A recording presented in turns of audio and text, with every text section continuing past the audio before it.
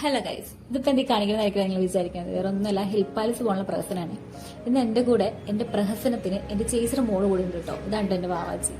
അങ്ങനെ പ്രഹസനൊക്കെ കഴിഞ്ഞ് ഞങ്ങൾ പോകാൻ ഇറങ്ങി. ഒരു ഓട്ടോ വിളിക്കുന്ന സീനാണ് ഈ പറഞ്ഞത്.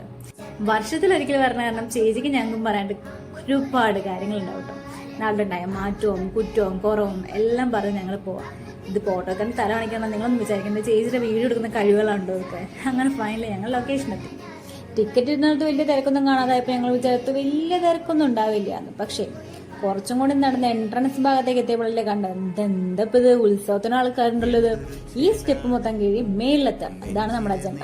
വേറെ ടെമ്പിളിൽ നിന്ന് പറഞ്ഞ ഷാരൂഖ് ഖാൻ കയറി പോലെ കയറുന്നു പറഞ്ഞാണ് ചിലവർ എന്റെ കൂടെ വരണമെങ്കിലും പകുതി കയറിയപ്പോൾ ക്ഷീണിച്ച് സൈഡിൽ ഇരിക്കുന്നുണ്ടോ നിങ്ങളെ കാണാൻ. സ്വാഭാവികം. പണ്ട് ഞങ്ങളുടെ അമ്മ ഞങ്ങളെ പറഞ്ഞ് പറ്റിച്ചൊരു ഡയലോഗ് ഉണ്ട് കേട്ടോ. നാഗവല്യം കാരണവർ ഇപ്പോഴും അവിടെ ഉണ്ടെന്ന്. ഇനി ഉണ്ടോ? അതെന്തെങ്കിലും ആവട്ടെ. അപ്പൊ നിങ്ങൾ വിചാരിക്കണം ചെറുപ്പം തുടങ്ങി കാണുന്ന സ്ഥലമാണെങ്കിൽ എന്തിനാ ഈ വെയിലും കൊണ്ട് വലിഞ്ഞു കയറുന്നത്. അവിടെയാണ് ടിസ്റ്റ്.